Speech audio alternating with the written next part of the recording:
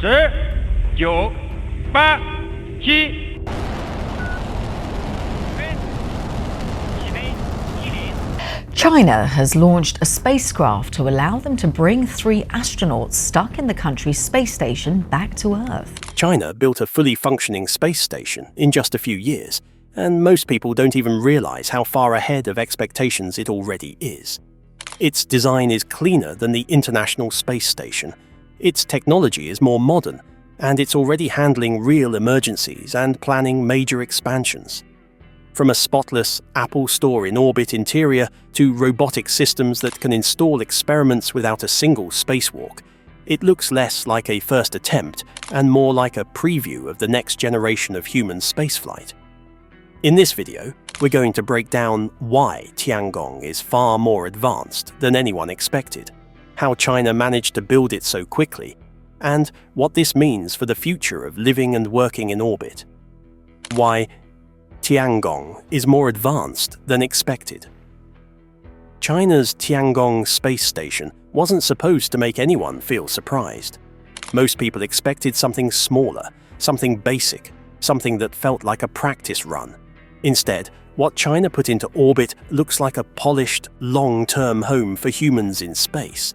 It looks planned, deliberate, and far ahead of what most of the world thought was possible this soon.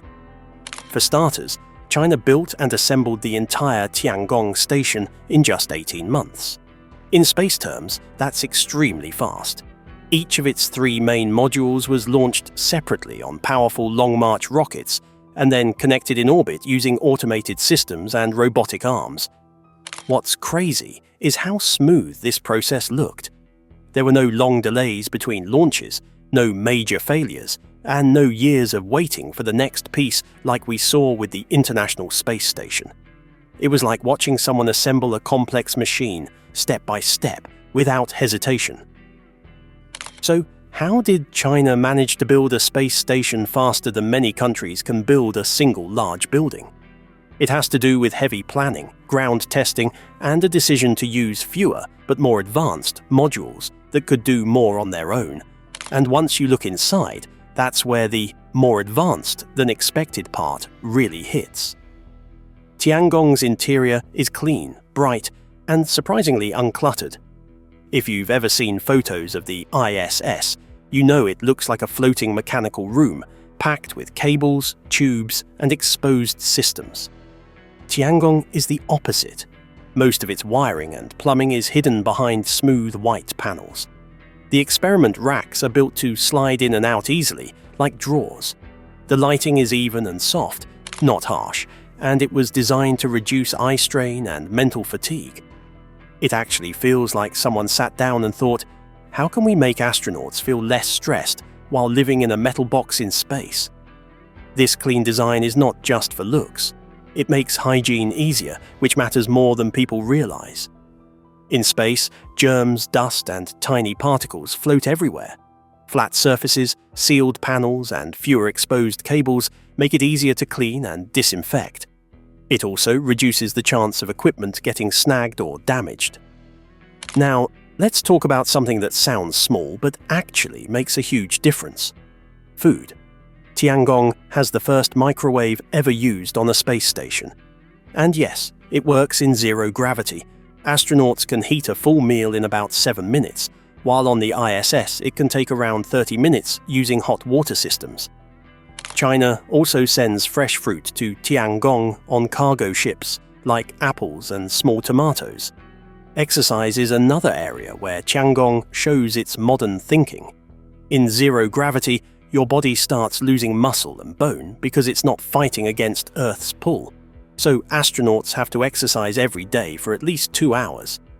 Tiangong's workout equipment is more compact and more efficient than older systems. The treadmill uses special harnesses that gently pull the astronaut toward it, so they can run without floating away. It also absorbs vibrations, so the whole station doesn't shake when someone is jogging. Now, let's get to one of the most impressive features: Tiangong's robotic arms. The station has 2.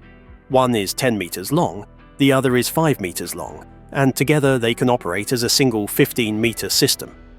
These arms help move heavy equipment, support astronauts during spacewalks, and install experiments on the outside of the station.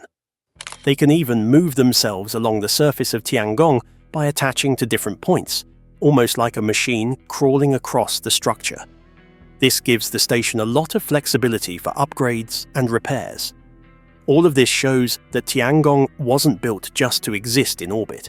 It was built to function smoothly, to support long-term human life, and to make astronauts work more efficiently with less stress.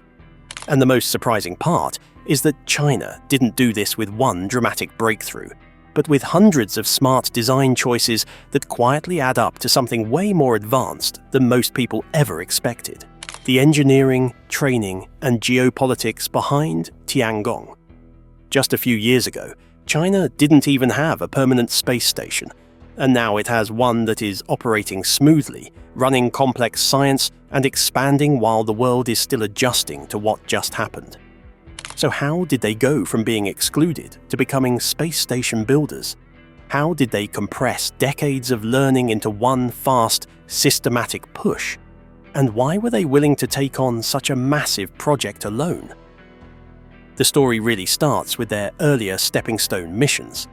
Before Tiangong became a permanent station, China operated two smaller test labs, Tiangong 1 and Tiangong 2. They helped China learn how to dock spacecraft in orbit, how to support astronauts for longer stays, and how to handle emergencies. Alongside this, China kept launching Shenzhou missions, which are their crewed spacecraft, and Tianzhou missions, which are their uncrewed cargo vehicles. Every docking, every cargo delivery, every crew rotation was a practice run for what they would eventually do with a full space station. They slowly built confidence, step by step, and when the final version of Tiangong started taking shape, they were executing a plan they had already tested many times in smaller pieces. Now, a big part of why this worked so well comes down to how China trains its astronauts. Their program is often compared to NASA and Russia's Roscosmos, and for good reason, because their training is just as intense, just as technical, and in some areas even more specialized. Chinese taikonauts train for years before they ever launch. They spend long periods inside realistic station mock-ups, practicing normal operations and extreme emergency scenarios. They train underwater in massive pools that simulate weightlessness, where they rehearse spacewalks for hours at a time.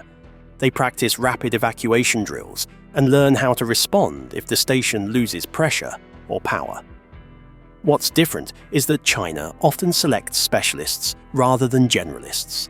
Instead of every astronaut being expected to do everything, they train some as engineers, some as scientists, some as systems operators, and they build crews with very specific roles. That makes the whole team more efficient once they are actually in orbit.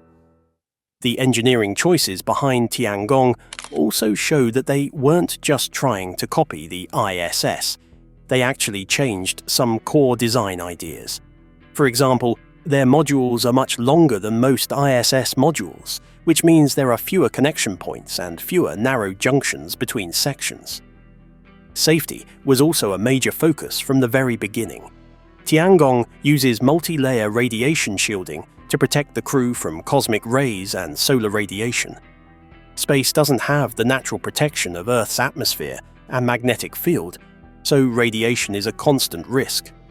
On top of shielding, they also monitor radiation levels in real time and adjust operations if solar storms occur.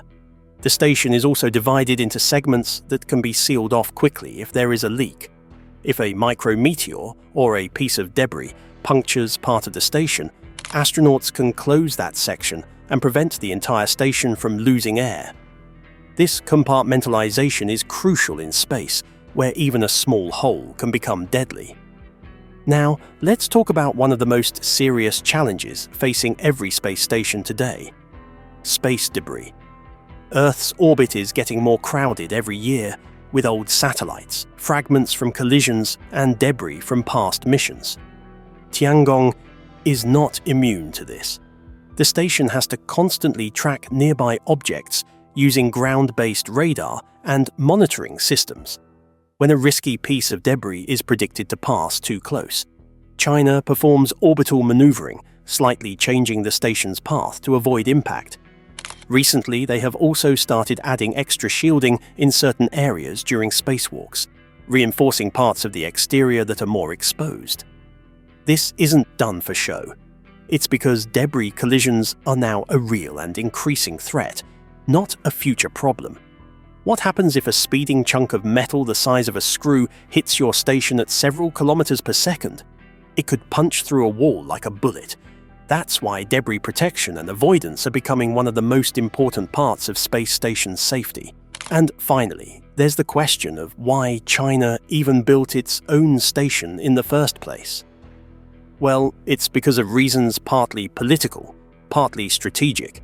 China was legally blocked from participating in the International Space Station program due to US restrictions on technical cooperation.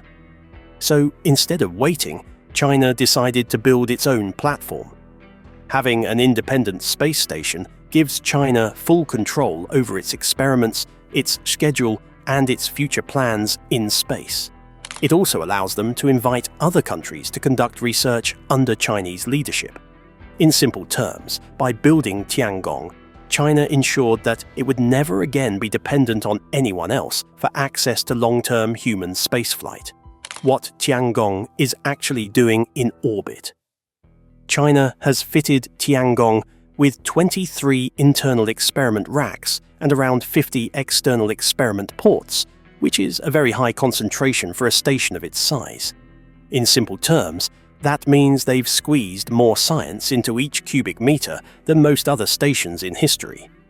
Instead of leaving large empty spaces, they designed Tiangong so that almost every area has a specific research purpose, and this is where the real story starts. A lot of the work happening up there focuses on microgravity research, which just means studying how things behave when gravity is almost completely gone. On Earth, gravity controls how liquids flow, how heat moves, how materials cool, and how flames burn. In orbit, all of that changes. Scientists on Tiangong are running experiments on new alloys and materials that can only form in microgravity, because without gravity pulling atoms downward, they can arrange themselves more perfectly. This is especially important for semiconductors, the tiny components inside phones and computers. In microgravity, they can grow crystals with fewer defects, which could lead to better performance in electronics. They're also studying fluid physics, which is about how liquids behave without up and down. Some fluids form floating spheres, others spread in unexpected ways, and understanding this can help improve everything from fuel systems to medical devices. What happens when you light a flame where there is no up or down? It doesn't rise like a candle flame on Earth.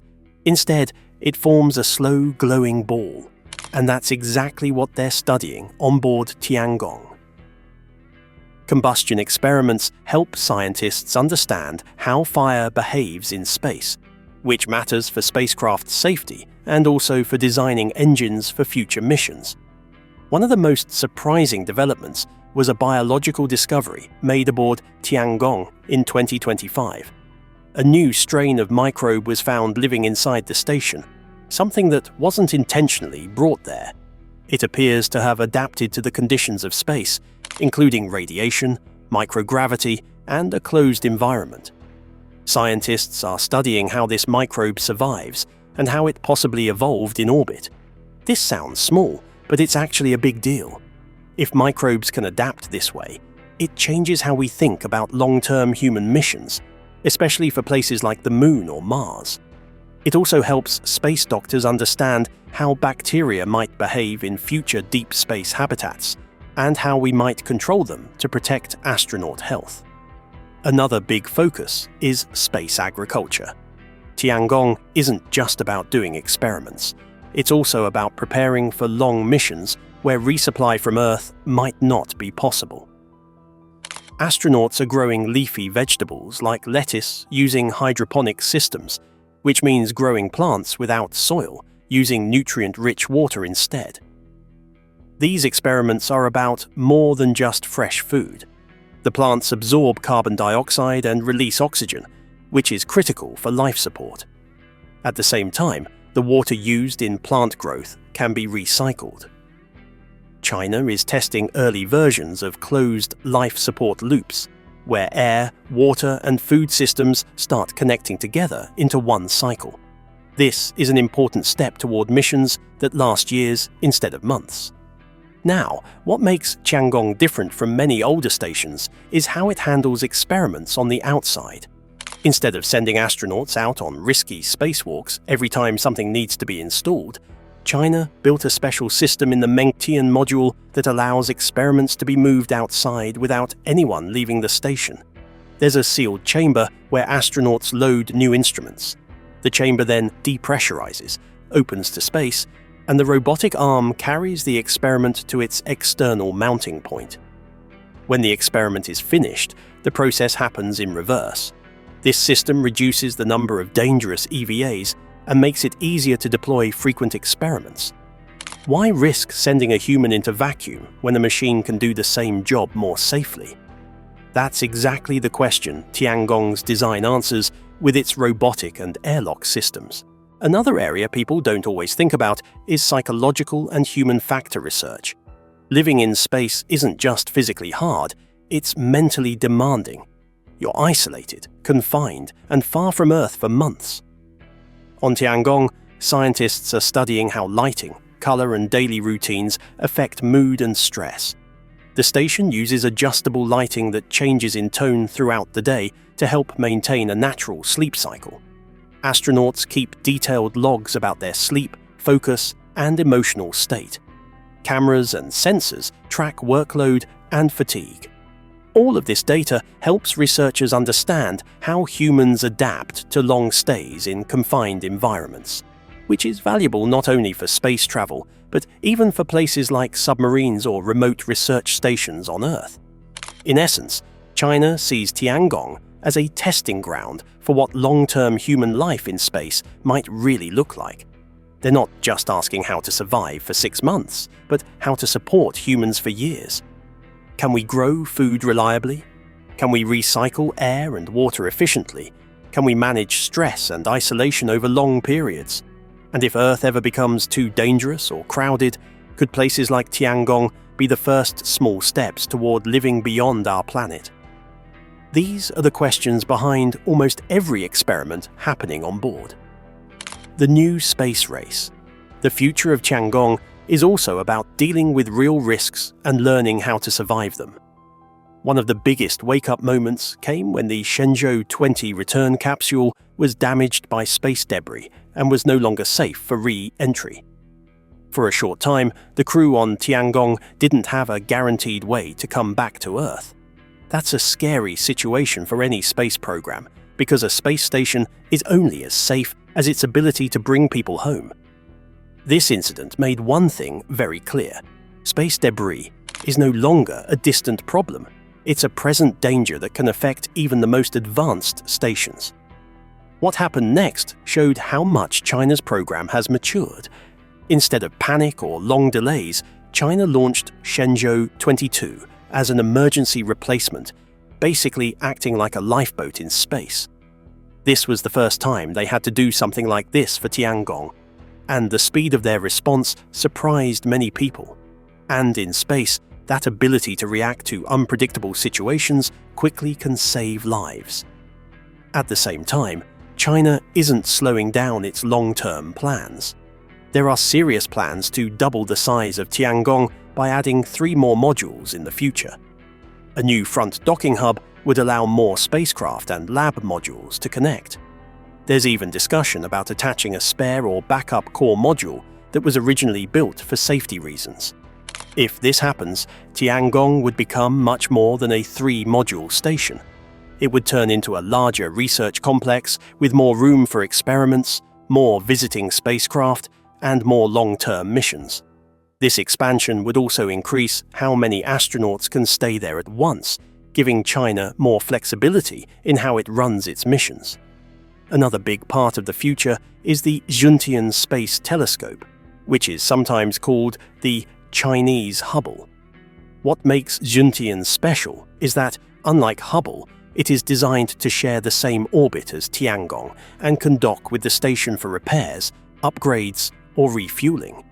That's a huge advantage. One of the biggest problems with Hubble was that once the space shuttle was retired, there was no easy way to service it anymore. With Shuntian, China is trying to avoid that problem from the start by making it a serviceable telescope. This could allow it to operate longer and adapt to new technology over time.